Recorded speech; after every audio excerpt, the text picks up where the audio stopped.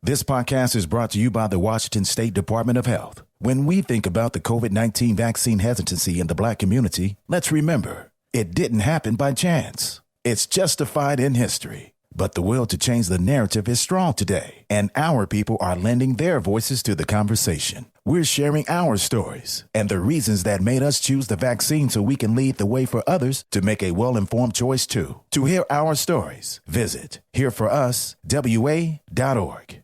Wenatchee is gorgeous in the spring with its lush green rolling hills, abundant wildflowers everywhere, and the views of the Columbia River. The local food scene offers an abundant selection of authentic international cuisines featuring the unique farm-fresh ingredients of the region. Wenatchee is also home to award-winning wines, handcrafted hard ciders, and a talented handful of local brewers producing fine craft beers.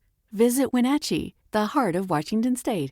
Hey, this is BJ. Thanks for listening to our show's podcast. If you're a fan of all things geeky, you should check out my other podcast, BJ Shea's Geek Nation. We have new episodes every day, and you can check it out at bjgeeknation.com. Your wages are being garnished. We can stop that now. It's hard enough to pay your bills when things are good, let alone when a big chunk of your take-home pay is gone before you even get your check. I'm bankruptcy attorney Travis Gagne, and I can stop the garnishment and get the creditors off your back immediately, often the same day as our consultation. Both Chapter 7 and 13 provide bankruptcy relief, but choosing the right chapter is crucial. In a free consultation, we can create a plan to get your finances back under your control. The chapter you choose sets the tone for the next chapter of your life. Please contact me today at choosetherightchapter.com. That's choosetherightchapter.com.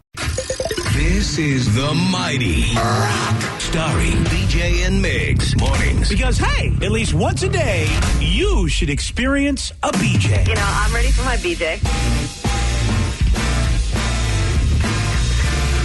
99.9 KISW, the Rock of Seattle. Smash Mouth. Yeah, they get into some drama, and apparently singer Steve Harwell is having a pretty rough stretch these days. I know you say they. I feel like it's really just the singer guy. Steve Harwell seems to be the Steve? one. Yeah, I mean, the rest of the band, I never really heard any. I mean, they could be the worst human beings in the world, but he's so much more worse that they just seem like, just in the background dealing with their lead singer with LSD, lead singer disease. Yeah, he recently missed a few gigs because he was dealing with heart issues, which that sucks. And his rep said that he was changing his lifestyle as a result. But on Saturday, the band played a show at a beer and wine festival in Bethel, New York. Wait, the rep said that?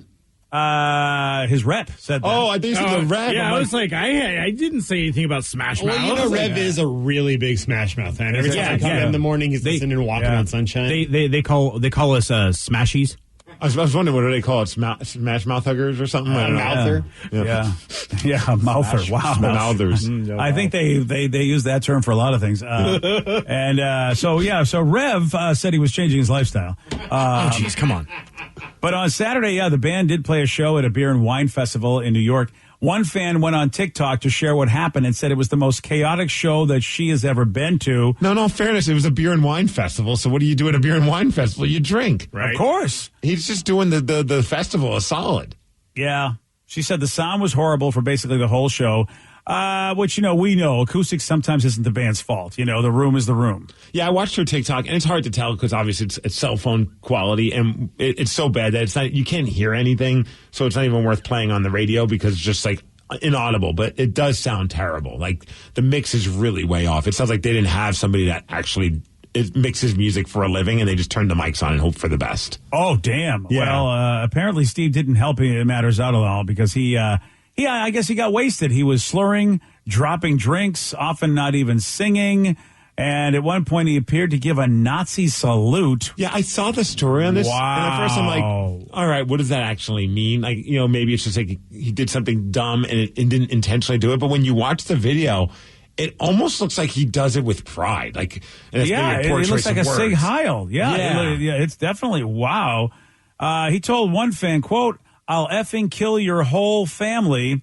He also told the crowd that if he could perform a certain sexual act on himself, he'd never leave the house. He should start working on that so he doesn't. He's calling them all. He's like, F you bitches. Wow. Yeah. At one point, he just brings a random woman on stage, and she's just like awkwardly singing and yelling, "It's my blanking birthday," as he just like keeps drinking. Damn, dude. Now I get why people threw bread at him once.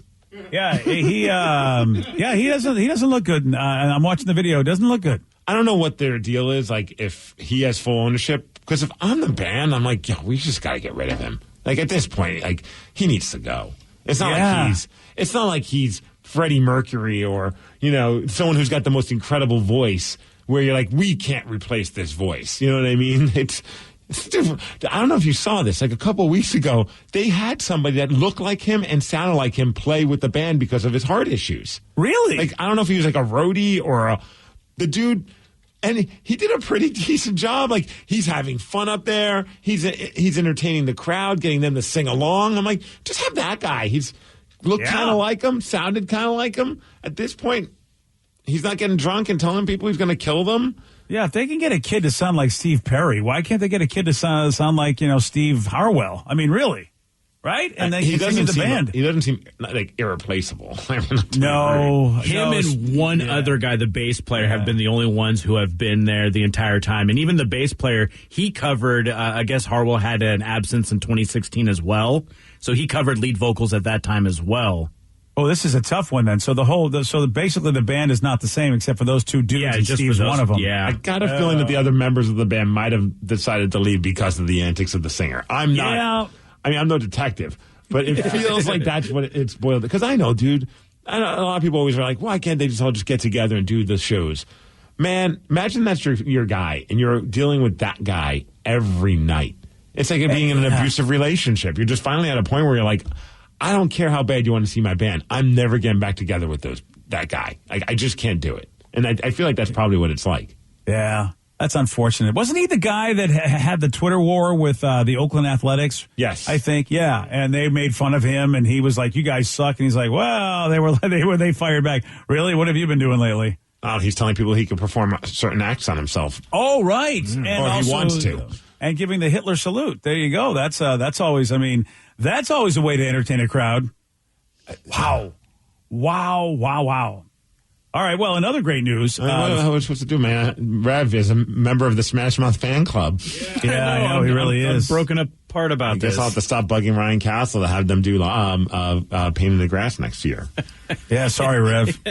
Sorry that sometimes you just don't want to meet your heroes or see them on video. I'm heartbroken. Smash Mouth Painting the Grass. Wouldn't that be amazing? Oh, my God. It would be for all the wrong reasons. Yeah. I really would. I would beg to do the stage announcement, and then I would instantly hightail it right into the pit. Because I want to be in the front watching this. Yeah. I'm not watching from the side of the stage. Nope. I need to see this head on. Oh, yeah. That is a train wreck I want to witness from the beginning to the very end. My only concern is if he's drinking like this, you might need to do like the Gallagher show where you put the big old parka on you just in case there's a little spillage, if you know what I mean. Well, that's good enough. I feel like our unfortunately, guys like Iron Mike and Neil and all the great photographers that we have that have done stuff for us, they're going to be the first line of defense. Oh, gosh, yeah. I mean, they're the ones that are in between the fans and the band. Fair point. Sorry, guys. And all the fine security people as well. Sorry about your neck. Yeah. It's going to be covered in stuff. Yep. Wow.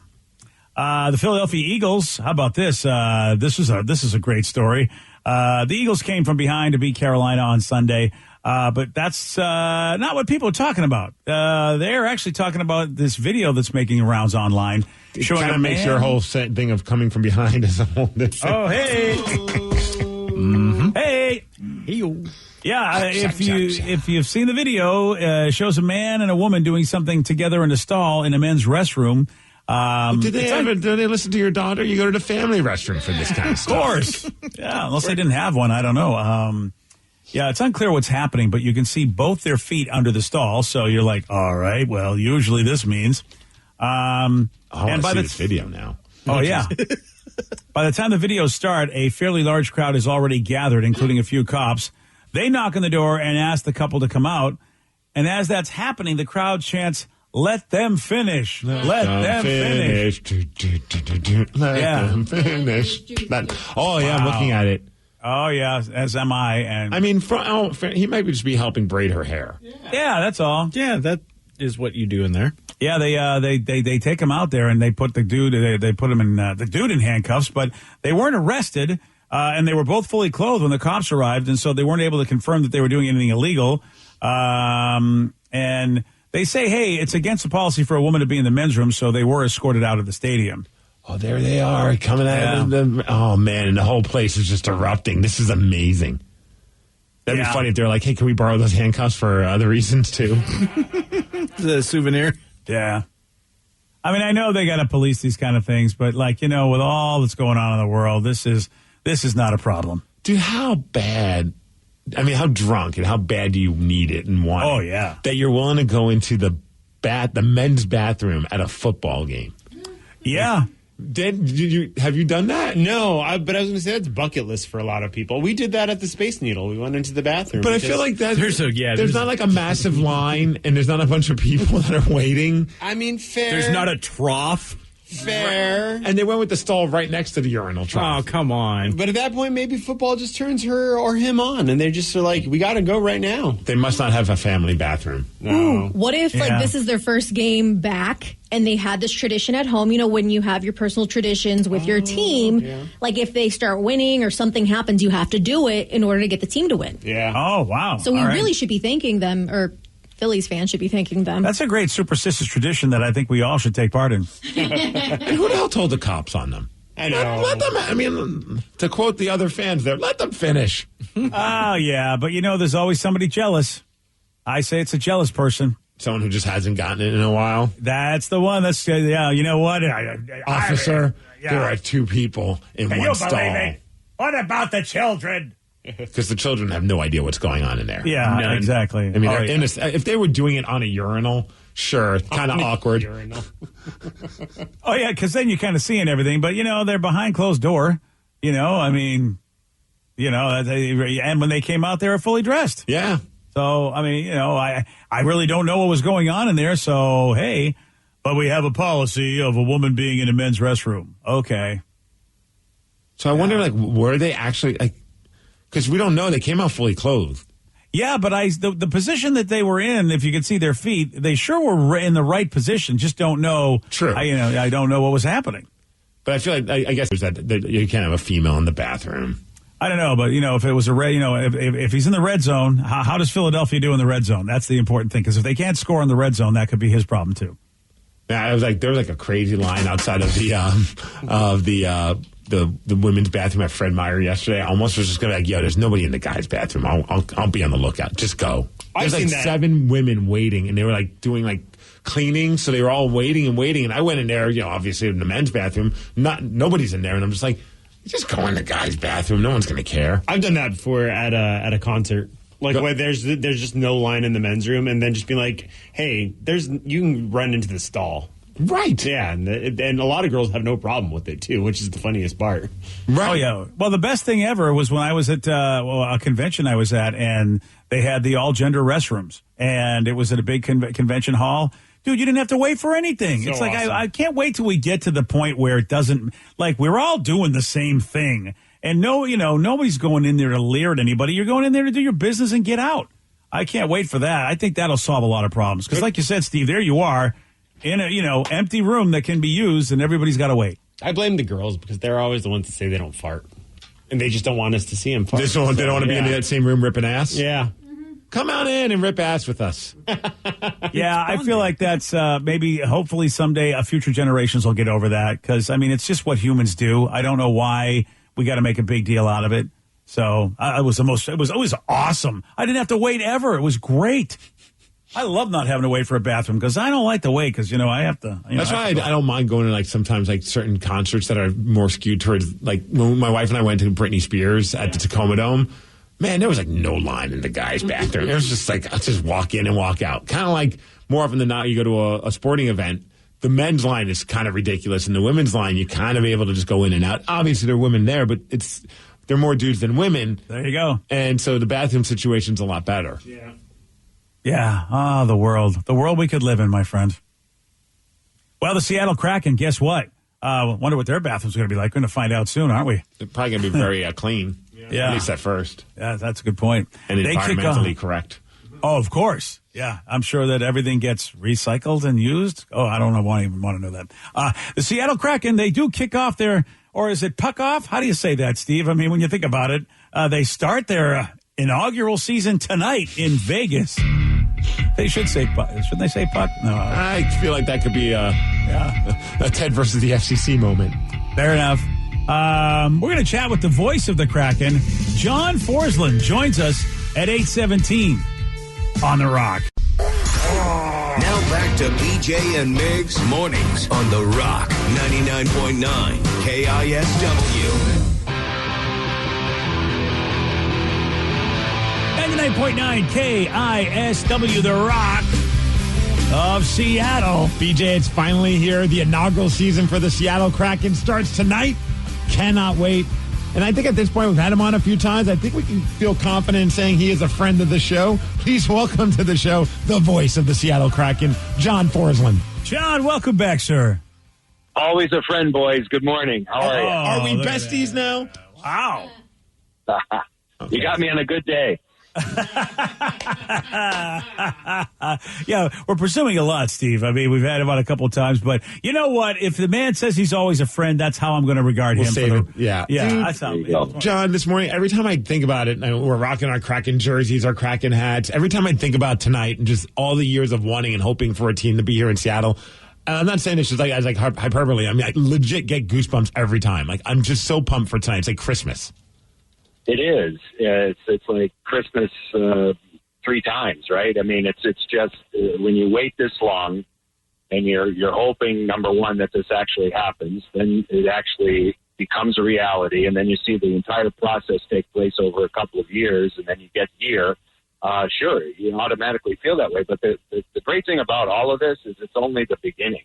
It's just the beginning of what's going to be a long journey for many, many years to come and generations. And so this is part of NHL history tonight, sports history tonight, Seattle history. And I've said it before to you guys, the reach for this team is going to be immense. And, the anticipation is worthy. There's no question about it. Yeah, and we're talking to John Forsland, your voice of the Seattle Kraken, which you can catch on Root Sports pretty much every game they got. And they're in Vegas tonight versus the Golden Knights, 7 o'clock on ESPN. And, John, what is it? What do you think is going through the mind of the players? Because, I mean, no one's ever done this, right? As far as I know, been part of the first game ever of a hockey team in the NHL. Yeah, it's funny reading some of the accounts of the Vegas players that went through this 4 years ago. I think the Kraken players are going to be in the same situation. And the Vegas guys were commenting yesterday that, they had their plans in place, and then they hit the ice in Dallas, and the plans went out the window. And they allowed 50 shots, and their goalie, Marc-Andre Fleury, stood on his head, and they won the game. And so they won their first game in history in a game they probably deserved to lose. The Kraken are dealing with a lot right now. You probably have seen the reports. There's a COVID situation surrounding the team, which is really unfortunate. We don't really know who's going to be available for the game as of yet tonight. So that's kind of, it's too bad. It's the reality of the world, but it's too bad it happens now because the preseason was good. I mean, the preseason, they won 4 out of 6 games. Most importantly, they played organized hockey. That's what I saw. And that's hard to do with a lot of new faces. And yes, I mean, obviously I said there's some bummer news, but yesterday some big news. I mean, they announced the first ever captain for the Seattle Kraken, and it's I think it was for a lot of people the expected choice, but it's cool they finally know it, and he's going to be wearing the captaincy, and that's Mark Giordano.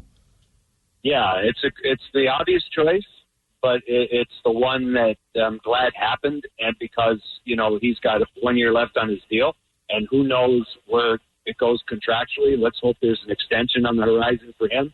But I would read into it by saying if that wasn't the case, many teams, including Vegas, never got to a captain until their 4th year of existence, right? So it's not an automatic. And there are teams in the NHL, guys, that don't have a set captain. But this guy is a legitimate captain. This guy has been a captain. This guy's been one of the best leaders and players in the league for a long time. And if you just want an example setter, you check all the boxes with Mark Giordano. And John Forsland with us again, voice of the Seattle Kraken. First game tonight ever. First, real, not I was real, of course, all the preseason was real, but the first regular season game for the Seattle Kraken tonight versus the Golden Knights at 7 p.m. They'll be in Vegas. It's on ESPN. By the way, if you want to ever get in contact with John Forsland, tweet him at John Forsland. John, I have a question just because I was just perusing Facebook in the Kraken fan group, and I had there's a person on there. You never know if you can believe Facebook or not, but there's a person who wanted to buy tickets to a Kraken game that's taking place, somewhere beside Seattle. And I'm not going to mention the team just in case this is a lot of BS. But he posted a thing where the team told him he could not. There were tickets available, but because he didn't live in that town, they would not let him buy tickets to the hockey game. They wanted it for locals only. Have you ever heard of anything like this? I have, and it's really unfortunate. I've heard of things like that. I've heard of teams that have tried to even control what kind of merchandise you wear, especially when you get in and around the playoffs. I think it's absurd. I mean, hockey fans are hockey fans, and you know what? And I went through this in North Carolina with the Hurricanes. So many transplanted people there. Yeah, many nights at the early stages of that franchise, Pittsburgh would come in, the crowd's all Pittsburgh, crowd's all Chicago. It's that way in Vegas. I mean, people come to Vegas, because it's Las Vegas and they want to see their team play. So you just have to deal with it. I don't agree with that thinking. That's really backward in my opinion, but it's too bad. Not surprising because I have heard of that. Yeah, I think if my memory serves me correct, I don't know if it was Florida Panthers or I think it was Florida Panthers in the playoffs last year where it was like, hey, you can buy tickets, but you can't wear the opposing team's jersey in this section. If you want to wear your opposing team's jersey, you have to go to this other section, which I agree with you, man. It seems like a real backwards way to do things. And I'm excited to know that there's a bunch of Seattle Kraken fans that are flying, that are in Vegas right now getting ready for the game. That's going to be a cool vibe. Yeah, and as we go through our situation en route, I mean, when we see Kraken merchandise in the crowd, you're likely to get on the tube. And we're going to do that because that's important. And I will say this, if you were an opposing jersey in Philadelphia, you deserve to be on television if you get through the game. So, that's important. That's important for your fans, and you got to travel well. The players see it. They line the rink, during the warm up, and it's all good. It's all part of having fun. And our society's going the wrong way, as we all know, in a lot of different ways. John, you say that. It's funny. I lived that firsthand when I grew up in New York, and I was a big Devils fan, and I went to a Devils game as a kid, but it was in Madison Square Garden against the Rangers, and I'm wearing my Devils jersey. I have a Devils necklace, and I sit down in my seat. Before the first period's even done, I got hit in the head with an orange from somebody I have no idea who. And at that moment, my buddy who's a Rangers fan is like, you might want to take that jersey off. And I just took it off. It's real in a hurry, doesn't it? Dude, grown men are challenging, throwing me against the wall. I'm like a 12-year-old. So I said, you know what? Took the jersey off, folded it, put it underneath the seat. I'm like, I'm not dealing with this for the rest of the game. We have a very important question, though. Oh, here we go. We interviewed Nate Bastian about it, and he wouldn't give us the answer, and I feel like he knows, but he just wouldn't want to say it. So hopefully you could give us the info. What's the deal with the mascot, John? Do we have one, or are we getting one? Oh, I have no idea on the mascot. They've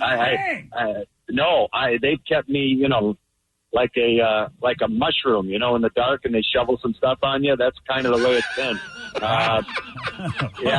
That's pretty extreme just to keep the mascot quiet. I'm that way with a lot of things. I can't even figure out the lineup right now. It's driving me crazy. But no, I have no intel on the mascot. It's just I'm not going to say it's high on my list either. But I let's just say I can't wait to see it, and we'll leave it at that. Okay, but you feel like there will be one, right?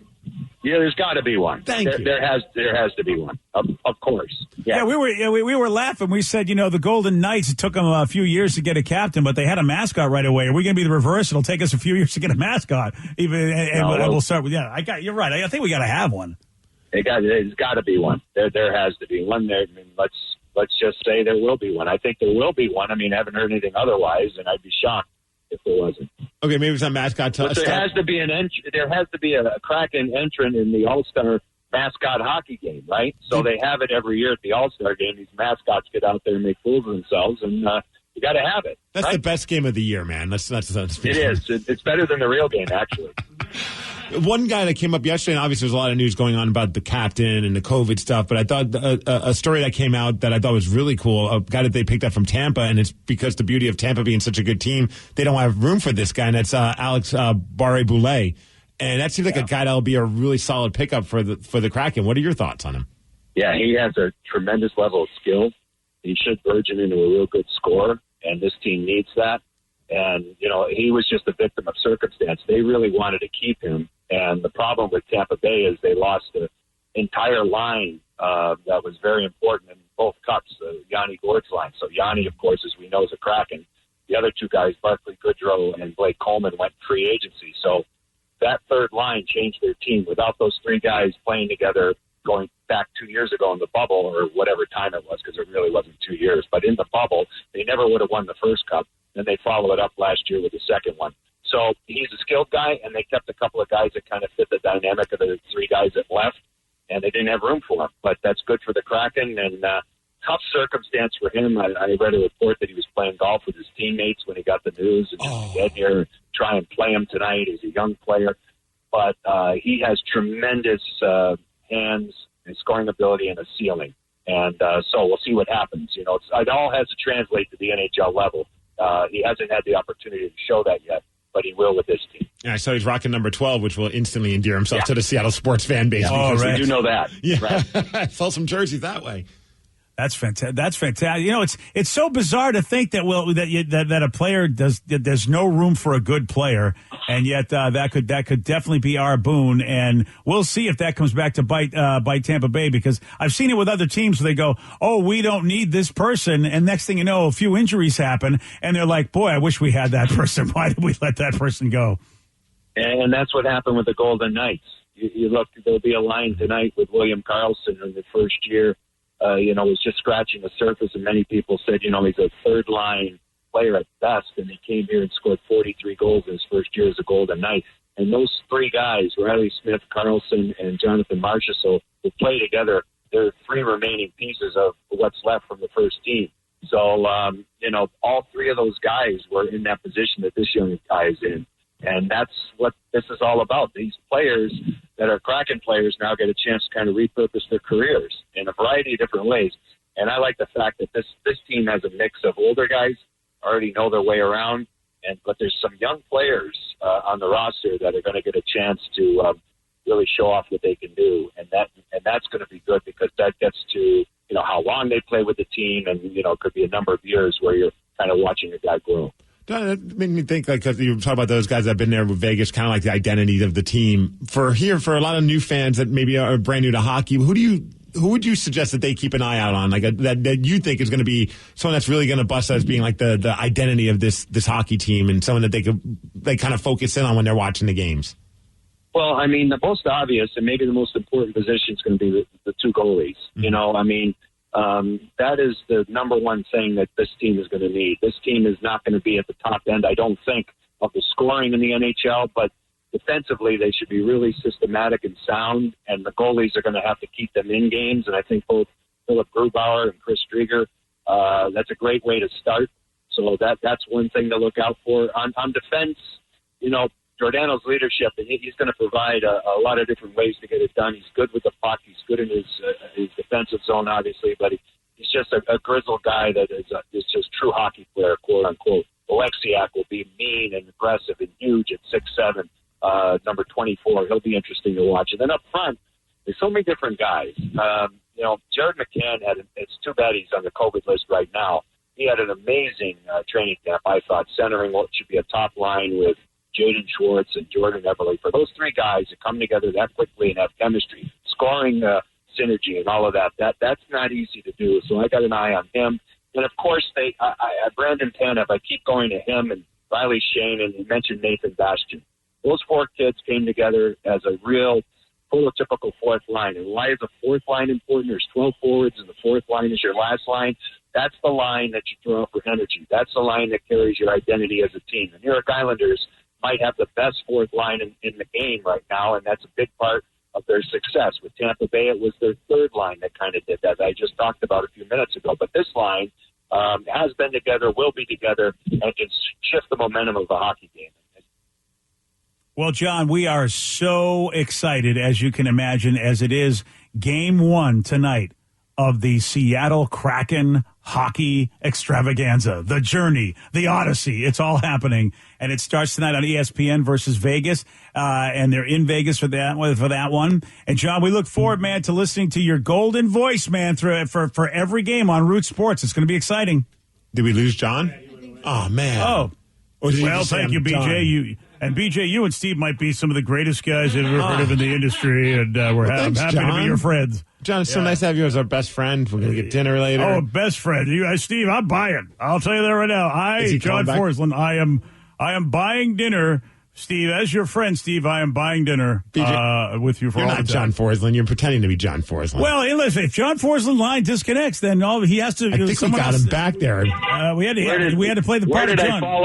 Where did I fall off the cliff? Right when you said you were going to buy Steve dinner, you were treating. I think something like that. Yeah. I take that back.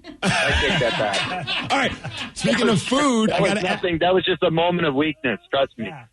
I got to ask you. We all have them, Yeah. Did you get to enjoy any of Shaq's Big Chicken, and did you meet Shaquille O'Neal when he came to town? No, I missed Shaq. Oh. Yeah, I missed that. Yeah. No, I wasn't part of that. No. Do they send a company email out saying, hey, because sometimes here at work they'll be like, hey, this band's going to be in the studio or in the conference room and we've got pizza. Do they send out like a company email saying, hey, Shaquille O'Neal's going to be here and he's bringing his chicken? I told you guys, mushroom, right? Mushroom in the corner. Wow, what do we need? John gets nothing. I got to earn my stripes a little bit better than I have. I got to get on that go-to list. I'm not on it right now. Dang. You know what? They got to show a little bit more respect to Steve's best friend. Come on now. This is ridiculous. Yeah. I'm okay. We'll tweet at them. Say, hashtag show John respect. Yeah, come on, man. Yeah. All right, well, there must John, be a Five Guys somewhere or something. I can buy him dinner. Oh, yeah. Dude, those fries are so good. Yeah. Oh, yeah. Yeah, you just said the magic word. He's all up for that. Okay. It's all about the conversation anyway. Yeah. John Forsland, the voice of the Seattle Kraken. You will hear him pretty much every darn game they play on Root Sports. And tonight, ESPN, 7 o'clock. It is the first game of the Seattle Kraken career in Vegas against the Golden Knights. John, thanks for giving us a lot of great inside info and being a buddy of the show. We do appreciate it. Anytime. My pleasure. You guys have a great day, and let's enjoy this all the way. And it's a blast listening to you and JT. I think that there's a great chemistry that's starting to just throughout the preseason, man. It's been a lot of fun, and I really enjoy the banter between you guys. It's been awesome. Appreciate that. He's going to do great. Thanks, John. Take care, man. All right, guys. Take care. Yep. All right, thank you. And by the way, Steve, you and BJ are the greatest, and you can I'll buy you whatever you want. Thanks. It's great. Whenever you see nice things, John's his connection gets better on the phone. Yeah. It's fantastic. It's almost like a Skype. Yeah. What a great guy. Yeah. I mean, there you go. I can't wait to eat Five Guys with him. Mm. Oh yeah. Well, burgers. I mean, I almost heard that, so I say it's happening. Yesterday, Steve. Man, I would be so pissed. I'll be honest, just real quick. The head would roll if I found out that Shaq was in town and I didn't get the invite. I'd be like, "Where's my chicken?" Yeah, you would be. And they would go, "This is why we told you not to hire Steve in the first place. He doesn't have his priorities in order." And that and what the hell is the name of the mascot? I want to know who the mascot is. Those are the two things that you would be upset about. This Steve guy was a terrible hire. Yeah, he really was. His priorities are out of whack. Yesterday, Steve, who probably won't be hired by the Kraken, did get this one wrong. What is the smallest continent in the world? That would be Uranus, right? No. Wow. Antarctica? No. Crap. Europe? No. I don't know. Uranus, I feel like, no. Yeah. How about Australia? Was that the one? Yeah, I think it was. All right, fine. You want a shot at beating Steve? You got it. 206-421-ROCK. We'll play Beat Migs at 8:40. Make that 8:50 on the Rock. Today's podcast was brought to you by Travis Gagne, bankruptcy attorney. He's here right now and has agreed to answer more of your questions about bankruptcy. I owe a lot of back taxes. Can bankruptcy help me? Bankruptcy can discharge back taxes under certain circumstances. Some types of taxes are never dischargeable, like if you have taxes from an employee, if you ran a business and didn't pay employee taxes or sales taxes. Those types of taxes cannot be discharged in bankruptcy. However, most people don't have those kind of taxes. Most people have just regular income taxes. If you owe income taxes and you filed your tax returns but just weren't able to pay the taxes, if the taxes are more than 3 years old and you filed the tax returns, those types of taxes can be discharged in bankruptcy in most circumstances, especially through a Chapter 13 case. Thanks, Travis. If you have more questions about bankruptcy, you can reach out to Travis anytime at choosetherightchapter.com. That's choosetherightchapter.com. Thanks for listening.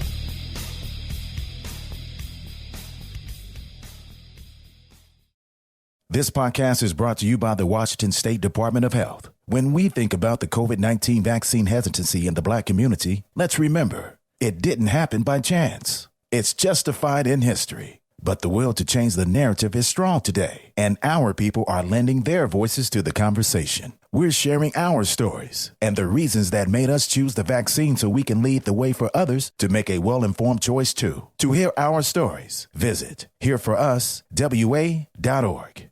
Wenatchee is gorgeous in the spring with its lush green rolling hills, abundant wildflowers everywhere, and the views of the Columbia River. The local food scene offers an abundant selection of authentic international cuisines featuring the unique farm-fresh ingredients of the region. Wenatchee is also home to award-winning wines, handcrafted hard ciders, and a talented handful of local brewers producing fine craft beers. Visit Wenatchee, the heart of Washington State. Make your kitchen ready for every summer gathering this Memorial Day with LG and Lowe's. Our exclusive InstaView appliance suite includes ranges with air fry, refrigerators with slow melting craft ice, and an exclusive dishwasher you can only find at Lowe's. Plus, you'll get up to 10% back via a MasterCard prepaid card when you bundle eligible LG products via rebate. Shop Memorial Day savings at Lowe's. Offer valid 3/3 through 5/18 on select LG items only. See Lowe's.com/rebates for details and timing.